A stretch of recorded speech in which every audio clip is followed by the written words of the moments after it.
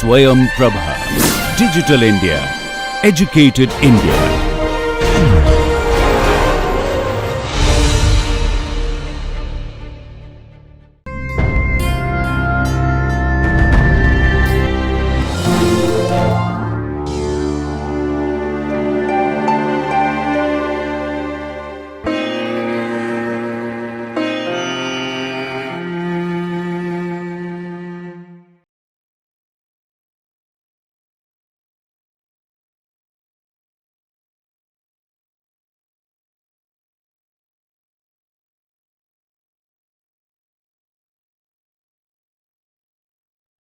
Welcome, dear students. In our series of lectures on pharmaceutical production technologies, we have discussed several aspects of pharmaceutical production technologies. And now, today, in this particular lecture, we will be discussing some part of air handling system.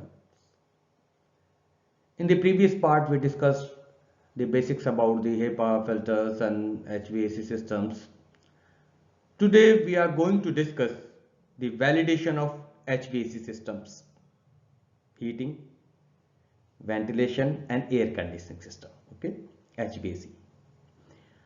So let's start our discussion on validation of HVAC systems. After completing this lecture, you will be able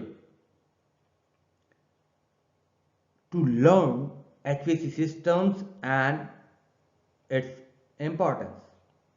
General equipment validation, air velocity test, filter leak test, airflow pattern test, non-viable particulate count, viable particulate count, recovery test, differential pressure monitoring, and temperature and relative humidity monitoring, as well as noise and light level measurement we are going to discuss in this particular lecture. Just to go a little back, giving again what is the HVAC system, the concept, the heating, ventilation and air conditioning system is an extremely vital concern which aids to enhance and maintain the quality of drug product. We are ensuring the air quality with the help of HVAC system. It assists in achieving an adequate temperature, ventilation and air conditioning in the premise like the pharmaceutical production plants. The HVAC system design has an immense impact on the prevention and control of cross-contamination and for the achievement of a hygienic condition at the workplace, which is utmost importance with respect to the pharmaceutical production plants. Now let us discuss a little bit about the importance of HVAC systems. HVAC systems constitute a major budget item for numerous common building types including the pharmaceutical plants. The success or failure of thermal comfort efforts is usually directly related to the success or failure of a building's HVAC system, and it holds true with reference to the pharmaceutical production plants. Maintaining appropriate thermal conditions through HVAC system operation is a major driver of building energy consumption. So when we are talking about the green buildings, energy conservation, we must focus on the HVAC system of particular plant, particular building. Now let's discuss some essentials of quality system validation, because we are going to discuss the validation. What is validation? Validation is an integral part of quality assurance. Okay, it involves the systematic study of systems, facilities and processes aimed at determining whether they perform their intended function adequately and consistently as specified. A validated process, I'm underlining, a validated process is one which has been demonstrated to provide a high degree of assurance that uniform batches will be produced that meet the required specifications and has therefore been formally approved. This is the ultimate aim of quality system validation. We want to have the quality as well as the consistency of that quality from one batch to another batch. Validation in itself does not improve processes but confirms that the processes have been properly developed and are under control. Validation provides an approach to prove quality, functionality and performance. Three things: quality, functionality and performance of a pharmaceutical, biotech or biotechnological manufacturing process. This approach can be applied to individual pieces of equipment as well as the manufacturing process as a whole. The guidelines for validation are set by the FDA or by some other regulatory bodies, but the specifics of validations are determined by the pharmaceutical or biotech companies. So you just go through the guidelines, what they ask for, and just comply with those guidelines. Now, what are the benefits of quality system validation? Let's discuss these benefits. The quality system validation deepens the understanding of processes. It decreases the risk of preventing problems and thus assures the smooth running of the process. It decreases the risk of defect cost. It decreases the risk of regulatory non-compliance. A fully validated process may require less in-process controls and end product testing. Actually, we are aiming for continuous assurance of quality, that is called overall quality assurance. So when we are focusing every time or in the real time on the quality, the end product testing will be less required. Though we will go, but we will not be depending on the completely on the end product testing, and end product testing will not surprise you. The results will not surprise you because you are focusing from beginning to the end in the process with respect to the quality. And this is the purpose of validation, that it provides the high degree of assurance that whatever the process is being executed is performing its function as it purports to do. Now, what are the timings of quality system validation? Validation should be considered in the following situations. Number one, when a totally new process is going to be commenced with the new equipment, process and equipment which have been altered to suit changing priorities. Wherever, if any change is there, you will go for validation. Okay. Firstly, for the new process, for the new equipment, for any change and process where the end product test is poor and an unreliable indicator of product quality. You go for these reasons, for these points, for these aspects, you go for the validation. Now, what are the elements of quality system validation with respect to the parental preparations, sterile parental preparations? They involve the following elements. Number one, validation of raw material, process validation, sterilization validation, validation of water system, cleaning validation, equipment validation, heating, ventilation and air conditioning system, HVAC system validation, which we are going to cover here in this particular lecture, machine validation and revalidation. Almost all kind of validation we have already discussed in parental and other units, parental units, and some of we have been covered in our previous lecture. Now today we will be focusing on the HVAC system validation. Now, with respect to the current good manufacturing practices, CGMP, before moving to the core discussion, I would like to give you some of the major definitions as per the CGMP. Number one, validation. How it is defined by the CGMP? As it is establishing documented evidence Remember each and every aspect. You should learn this definition verbatim. Validation is establishing documented evidence which provides a high degree of assurance that a specific process will consistently produce a product meeting its predetermined specifications and quality attributes. Okay. The next thing is, when we are talking the same thing with respect to the process, what does it mean? Process validation. Let's see the definition.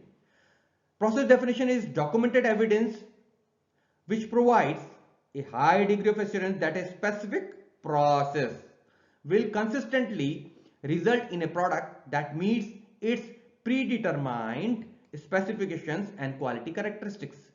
Once you have learned this validation, core definition of validation, you can automatically generate the other definition like process, product, performance definition. Just you have to replace here that what is the target thing, specific process here we are talking about. So a specific process will be there, and depending on this thing, the other aspects will be changed in that particular definition.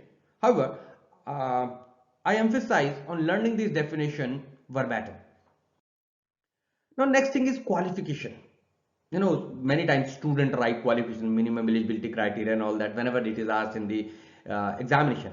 When it is being asked with the pharmaceutical point of view, we are asking with respect to the validation. So you must give the proper definition. Validation of facility, equipment and services. Remember, validation of FES, FACE. Validation of facility, equipment and services is called qualification. Now, what is design qualification? Documented evidence that the premises, supporting systems, utilities, equipment and processes have been designed in accordance with the requirement of GMP, good manufacturing practices. Now let's move to installation qualification. What does the installation qualification mean? Establishing confidence that process, equipment and ancillary systems are capable of consistently operating within established limits and tolerances. And this is generally done by the the criteria are generally given by the manufacturer. Okay. Operational qualification.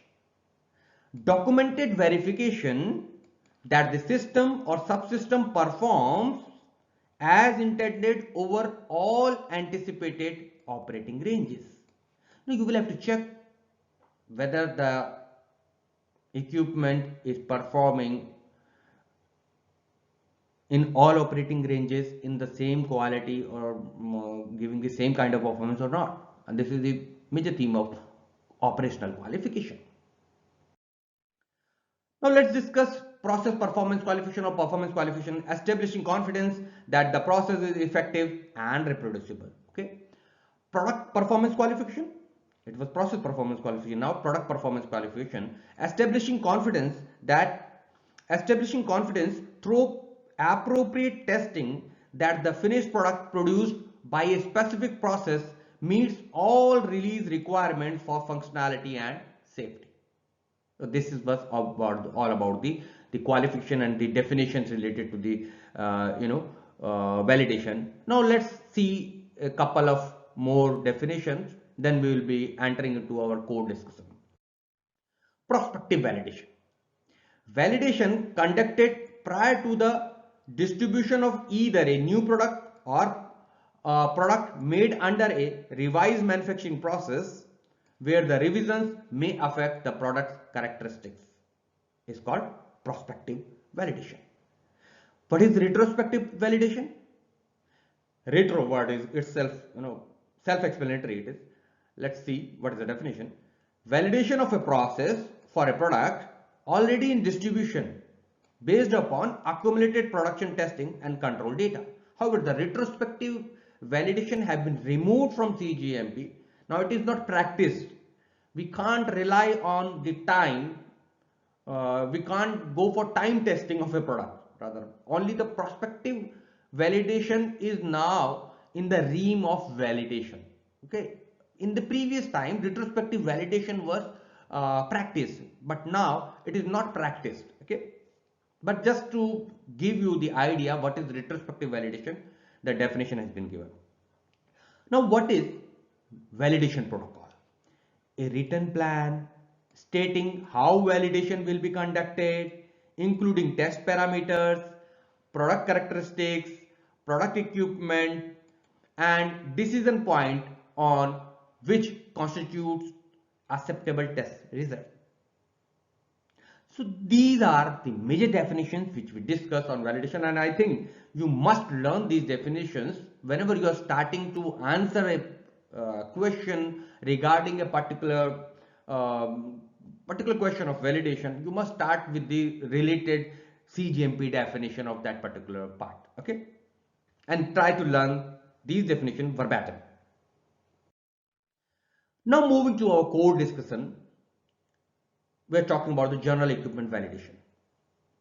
Number one type of validation is customer requirements or URS. What does the URS means? User requirement specifications. Second is preparation of design qualification and its certification, DQ. Installation qualification, IQ. In most of the pharmaceutical plant and pharmaceutical industry, these are abbreviated and used in the abbreviation very commonly. So you must be aware of these abbreviations also. OQ, operational qualification, performance qualification, PQ. Okay, URS, DQ, IQ, OQ, and PQ. Okay. Now let's discuss about the URS, user requirement specification. Sometimes only when MCQs are there, sometimes only the abbreviations may be asked. So you must be well aware about the abbreviation, full form of those abbreviations. Okay. Customer of the equipment has certain expectations about the equipment which he wants to use. Some of the general requirements may be stated in the form of certain parameters, which are size of the equipment, speed of the equipment, effectiveness of that equipment, availability of spares, change parts, prompt services, and reasonable cost, ease of operation, cleaning and maintenance. Don't worry about these jargons. Just think, if you are going to buy a particular equipment, say for example simply a heater, what you will see? You will see what is the heater, room heater if you are going to buy. You will see what is the size, what is the performance, how much wattage power consumption it will take, how much effective it is. Okay, so all these things are applicable also whenever we are going for equipment purchase for pharmaceutical plants. Okay, so this is called user requirement specifications, which must be clearly mentioned. Others are low dust and sound generation. When we are talking about the pharmaceutical plant, these are important aspects.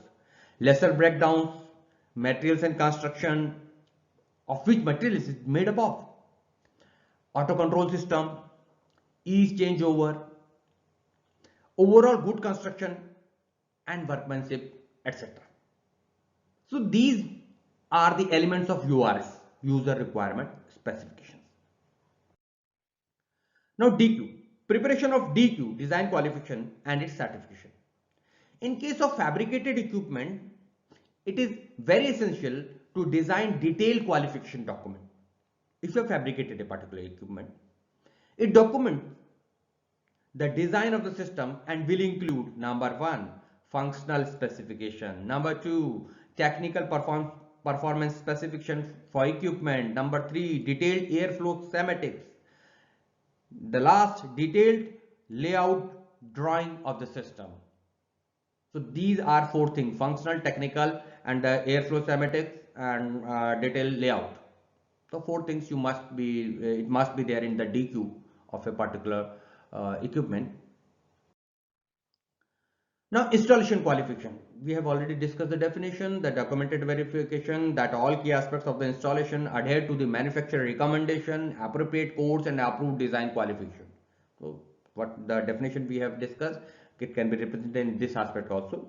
So system description, equipment delivery, utilities, facility, environment, assembly and installation, these things must be mentioned as a part of the IQ. Now, what are the practical aspects of IQ? calibration of measuring instruments, calibration of additionally used instruments, initial cleaning records, maintenance requirements. IQ process checks that the correct components are installed in the current location. What are the materials of construction? What are the spare parts, their availability, etc. And change controls. So these are the practical aspects of IQ, and all these elements must be focused when we are talking about the IQ. Now moving to the operational qualification. Documented verification that the system or subsystems performs as intended throughout all specified operational ranges. Measurements reports are required to demonstrate achievement of critical parameters as detailed in DQ. Like, what are these parameters? All relevant SOPs should be in place. Temperature measurement reports, humidity measurement report, differential pressure measurement report, airflow direct measurement report, room particle count measurement report, and signatures of compliance certificate by the engineering department and QA. So these are the measurement reports, or these are reports which are required for the DQ. Now PQ, performance qualification, should include tests using production materials, qualified substitutes, or simulated product that have been developed from knowledge of the process and facility systems or equipment. It should include, the PQ should include tests to include a condition or set of conditions, okay, encompassing upper and lower operating limits. Okay. PQ is used to demonstrate consistent achievement of critical parameters over time under manufacturing conditions. The validation of HVAC system, when we are talking about it, usually involves the compliance of the documents like functional specification, the conceptual design, drawing, plans and specifications, validation master plans, contractors documents, testing, adjustment and balancing, it is called TAB, startup reports, commissioning reports, the actual execution of validation protocols and validation with respect to IQ, OQ and PQ. HVAC validation includes the following test. Okay, air velocity test, filter leak test, airflow pattern test, non-viable particulate count, viable particle count, recovery test, differential pressure monitoring, temperature and relative humidity monitoring, noise and light level measurement. So we'll be taking up these tests one by one. Air velocity test. What does the air velocity test mean? It expresses the air is delivered at required velocity by AHU, air handling unit, through HEPA, HEPA filter, high efficiency particulate air filters, and it helps in calculation of ACPH, air changes per hour. The airflow velocity should be measured at approximately 150 mm to 300 mm from the filter face. The number of measuring points should be sufficient to determine the supply airflow rate in clean rooms and clean zones, and should be the square root of 10 times of area in square meters, but not less than a particular this value. They calculate the average velocity of each filter. Okay. Air velocity test. What are the apparatus which we use? Ultrasonic anemometers, thermal anemometers, vane type anemometers, capture hood or their equivalent can be used. Calculation of ACPH is done with this formula by putting the values of airflow discharge in rooms, room volume airflow discharge, and air velocity of HEPA filter and filter area. So you will put these values in this particular formula, okay, in this particular formula, and then you will get the ACPH. The acceptance criteria should be uh, referred from the various regulatory bodies like European Union, WHO, etc. Filter leak test. After the air velocity test, on that we will be moving to the filter leak test. This test is performed to confirm that the filter system is properly installed and that leaks have not developed during use. The test is performed by introducing the specific challenge aerosol upstream of the filters and searching for leaks by scanning the downstream side of the filter. Okay. What are the apparatus which you use for filter leak test?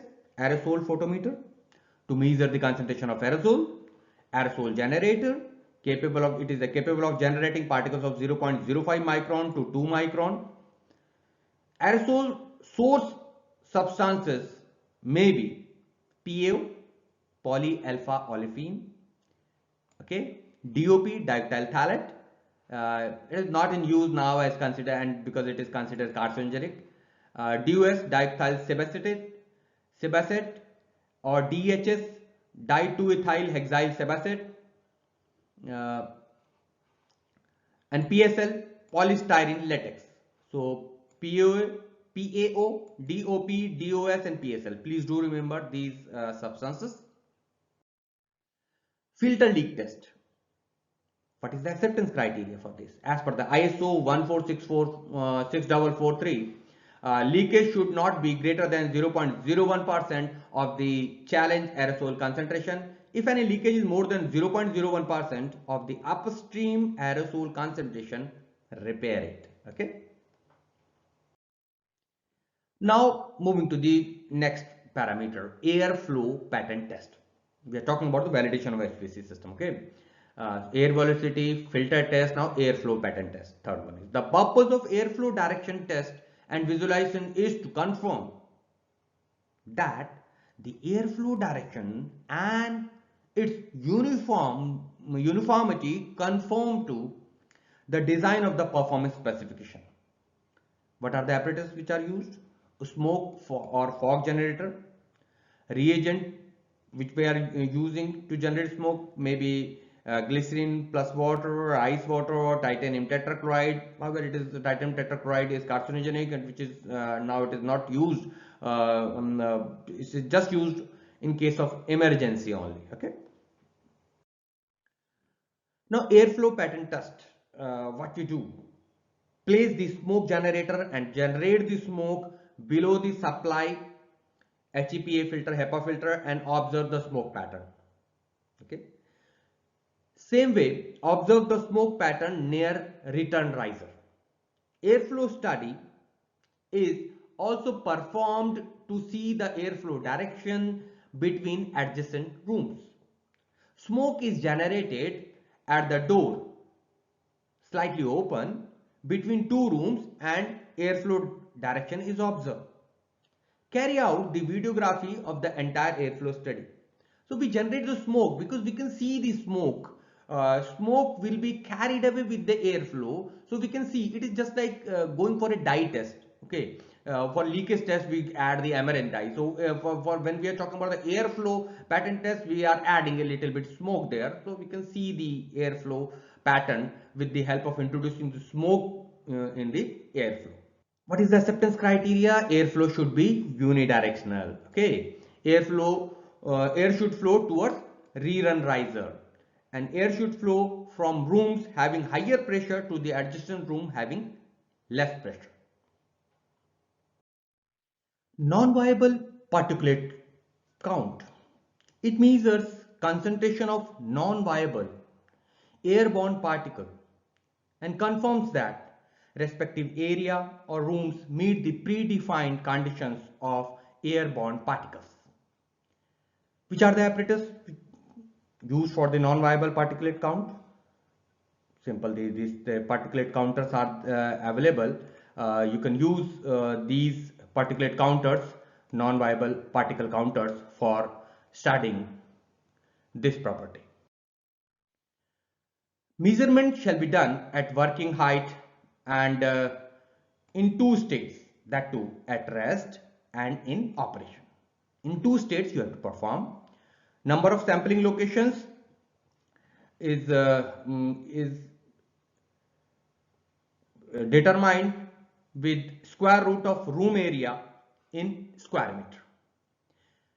Raster for sampling location shall be dependent on man movement, material movement, area of product exposure, manual intervention and location likely to have more airborne particles like return riser. Acceptance criteria includes as it should be as per the regulatory bodies requirement like the European Union, WHO, etc. Viable particle count we are talking about now. After the non-viable, the viable particle count, it measures the concentration of viable airborne particles and confirms that the respective area or rooms meet the predefined conditions of microbial contaminations. Microbes in air are generally associated with solid or liquid particles. These particles may consist of a single unattached cell or more commonly as clumps of organisms. Sampling locations are selected based on activity in critical areas and related movement of man and material. These locations should be monitored on regular basis. Pre-incubated SCDA plates are generally used for microbial monitoring. What are the sampling techniques we adopt for the viable particle count? Number one, settle plates, viable passive air monitoring, air sampling, viable active air monitoring, contact plates for surface monitoring. After sampling, all the plates are incubated and number of colony forming units CFUs are observed. They are observed, and viable monitoring should be done every day by the swab test and using nutrient agar medium for the incubation of microorganisms. And acceptance criteria must be as per the regulatory bodies prescriptions or whatever they prescribe. Recovery study. This test is performed to determine the ability of the installation to eliminate airborne particles.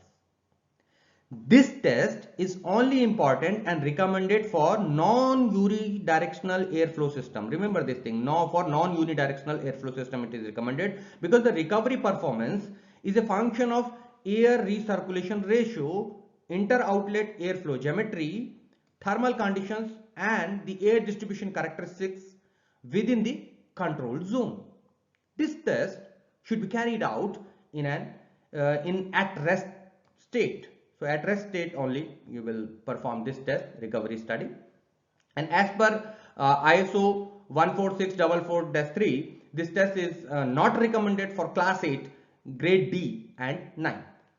For class 8 and class 9 it is not recommended. Recovery study procedure. Measure the clean room or clean zone airborne non-viable particle count at rest condition. The clean room area are to be examined, should be then contaminated with an aerosol while the air handling units are in operation. Commence the measurement at 1 minute interval. Note the time when the particle concentration reaches the 100x target concentration threshold. Okay, so T100 it's called. Note the time when the particles concentration reaches the target cleanliness level Tn, and recovery time is calculated by this particular formula Tn minus T100n. Acceptance criteria as per the WHO TRS number 961, the recovery period should not be more than 15 to 20 minutes. Okay. Pressure difference. The test aims at verifying the capability of HVAC system and to maintain the specified pressure difference between the installation and surrounding areas. and also between the separate rooms within the installation.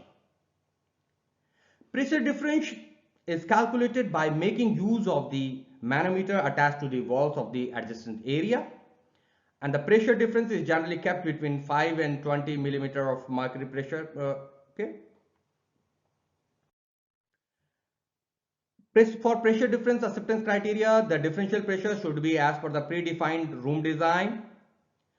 As per European Union guidelines and WHO TRS number 961, adjacent rooms of different grades should have a pressure differential of approximately 10 to 15 Pascal. As per Schedule M, differential pressure between areas of different environmental standards shall be at least 15 Pascal. Okay. Now moving to the temperature and relative humidity test. Temperature and relative humidity test, these are monitored to demonstrate that respective rooms contain predefined temperature and RH. What are the apparatus which are used? Thermometer, thermistor, psychrometer, dew point sensor, humidity monitor, capacitive and digital thermohygrometer. They can be used and used to control the temperature or to monitor the temperature and RH, and we have discussed the humidity measurement method in our previous lecture also. Please go through if you want to have the elaborate discussion on that particular topic. What is the acceptance criteria? The temperature and RH depends on the product and the nature of operation carried out. As per the Schedule M, the temperature and humidity in the aseptic area shall not exceed 27 degrees Celsius and RH 55% respectively, unless they are product specific. There are product specific requirements. Okay, so it should not vary. It should not exceed from 27 degrees Celsius and 55% RH. Now moving to the noise and light level. Noise level and light level should be monitored to demonstrate that respective area is well lighted and meeting predefined noise level criteria. We measure it with the help of sound meter and lux meter. Acceptance criteria for light level not less than 300 lux at working height, and for noise level not more than 85 decibel at working height. Okay, not less than 300 lux at working height light level, and for noise level not more than 85 decibels at working height. Fresh air determination. The fresh air intake is observed at the inlet on the fresh air damper. The total air change is calculated. The intake fresh air is divided by the total air change in the room and multiplied by 100 to obtain the percent fresh air intake on each cycle by the HVAC system in all the individual rooms. Now this we have determined. With this way we can determine the fresh air. Now the contaminant test. We conduct contaminant test for client's clean room facility. The test is carried to demonstrate that airborne contamination does not enter from a higher pressure area adjacent to the clean room by means of leaks in the construction materials. The test is conducted by trained and experimental technicians and using the modern instruments that assure the accurate results. Now, we have discussed all the kind of validation of HVAC. What are the various parameters which we use for validating the HVAC system? Now, what is the frequency by which they should be practiced and they should be done? At which and revalidation should be done at which frequency? For air velocity, 6 months.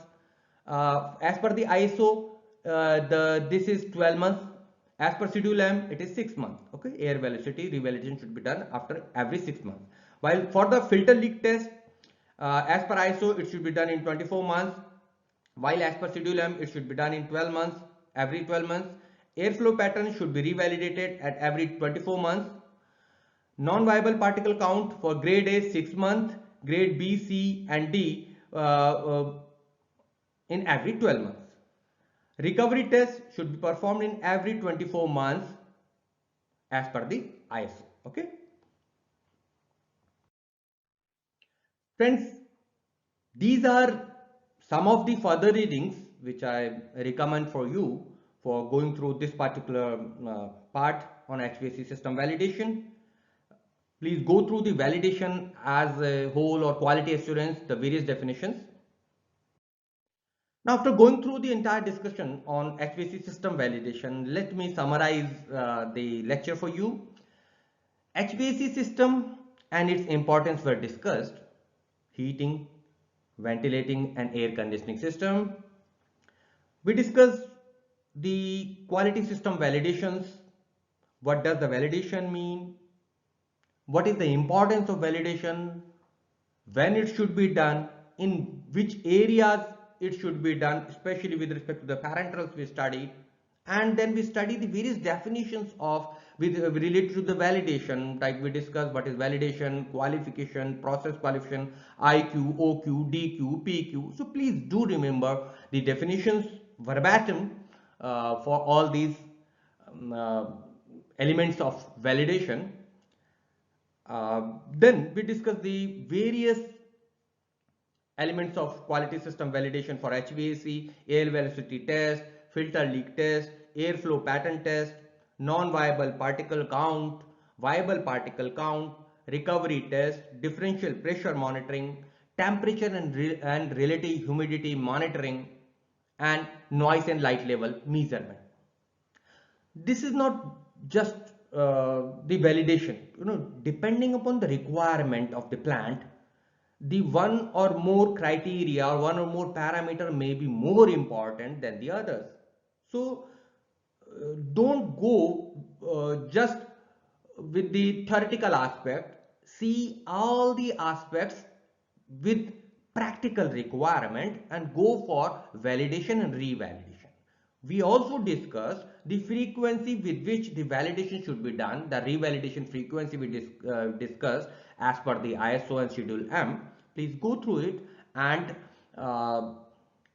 as you know, with respect to the GMP, the validation is the part of GMP, Good Manufacturing Practices, and CGMP. Whatever you do, you write it. Whatever you write, you do it.